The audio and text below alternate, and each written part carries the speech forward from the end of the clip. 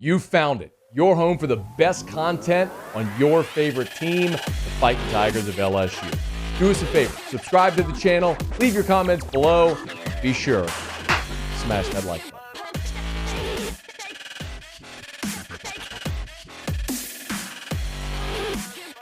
As LSU prepares for the Bama game this weekend, Brian Kelly and the Tigers got some really good news on the recruiting front today. This is how it sounded when four-star offensive lineman DJ Chester made his announcement at his school in Georgia today. For the next 4 years, I'll be playing my college football at LSU. DJ Chester's a four-star offensive tackle out of McDonough, Georgia. He's 6'5", 300 pounds. He chose LSU over Auburn, Ole Miss, Florida State, Michigan, Florida A&M had a hat on the table as well. He took his official to LSU back in June and apparently loved it. Told every reporter who he talked to that that he didn't want to leave. That he loved the vibe at LSU, and like Brian Kelly, Brad Davis spearheaded that offensive line recruitment. So you get your fourth offensive line commitment in this class now for Brian Kelly. And I was thinking about this earlier today. When Brian Kelly was hired, we knew that his reputation was pumping two positions into the NFL. It was tight end and offensive line, right? I mean, that's what we talked about so much whenever Brian Kelly was hired. And what you've seen already is, of course, landed Emory Jones, landed Will Campbell, and you're seeing those young guys play and already develop and be really good. And now when you look at this class, DJ Chester is the 24th commitment for the class. Lance Hurd is a four-star. He's the sixth best offensive lineman in the country, number 55 overall player. And DJ Chester, a four-star, the number 13 offensive lineman in the country, number 138 overall. You've also got Tyree Adams out of St. Aug, who's a four-star, the number 16 offensive lineman in the country. And then Paul Mabenga, who's a little lower rated in the class. He's a three-star, but you can tell he's got a frame that you like, 6'4", 280, out of Buford, Georgia, and Buford's been a pretty good pipeline for LSU over the years. So,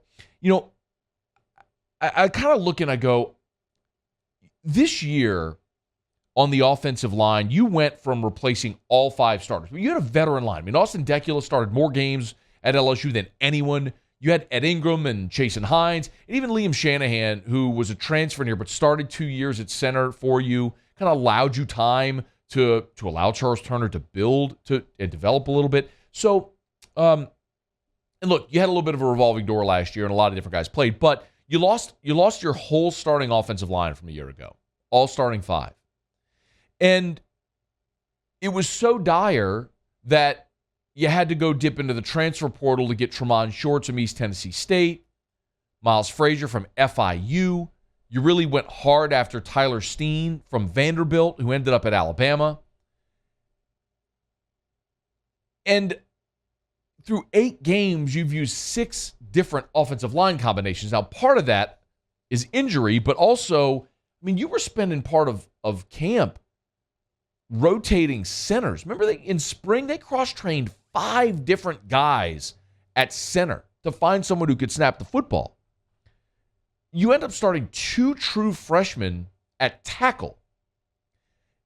And normally when you make that decision, right, that you're going to play for the future, you're essentially acknowledging, I'm going to take my lumps. I'm going to take my lumps in the short term to be really good in the long term. That's why you decide to play the young guys now.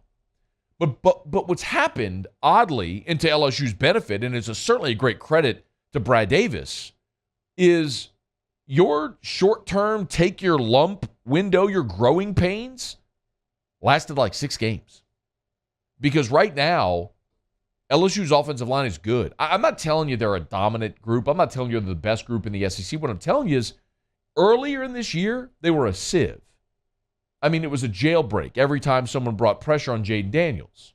They were bad. They were objectively very bad. They couldn't run the football. They couldn't protect. We talked about it. It's one of the reasons Jaden Daniels won the job, and it was obvious he was going to win the job, was because of his mobility behind a bad offensive line. Well, the freshman tackles have solidified you on the edges. Charles Turner solidified you in the middle.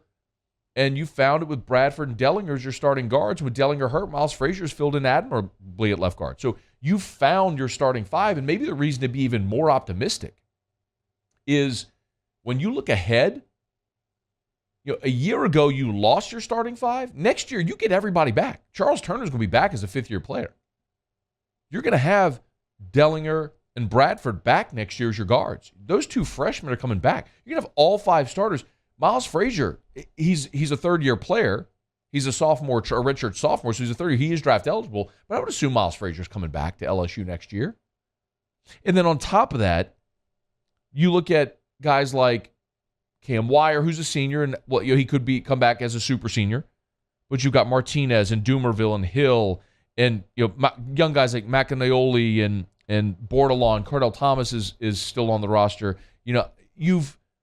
You've gotten depth now, and a lot of those guys have played a lot of football for you, and now you're adding this class with Lance Hurd and DJ Chester and these really talented, highly sought-after blue-chip recruits.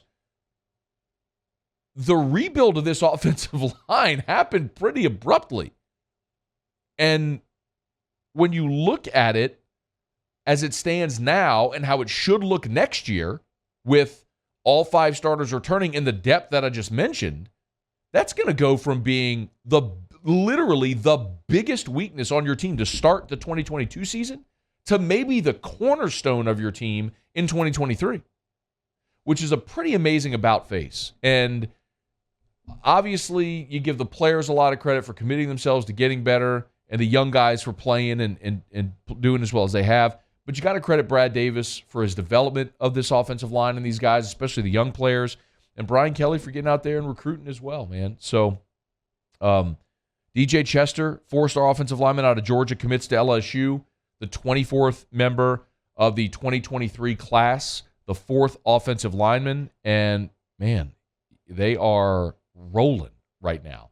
For everyone who questioned if Brian Kelly was going to be able to recruit, he is emphatically answering that. LSU right now is up to number 4 in the country in the 247 composite class ranking. So, man, it is really exciting, to look. And look, Bama's 1, Georgia's 2, oddly enough, Notre Dame is 3, and LSU's 4 right now in the 247 composite rankings. But Brian Kelly, his first full class at LSU, he's already outpacing Ohio State. He's outpacing Texas, Oklahoma, Miami, Florida, Clemson, Oregon, Tennessee, Southern Cal, Penn State. Long way to go. But man, what a statement that Brian Kelly and the staff are making, and how much optimism there is surrounding the future of this offensive line as well. Hey, thanks so much for watching. Please leave your comments. I love to interact, and be sure to hit the red subscribe button below.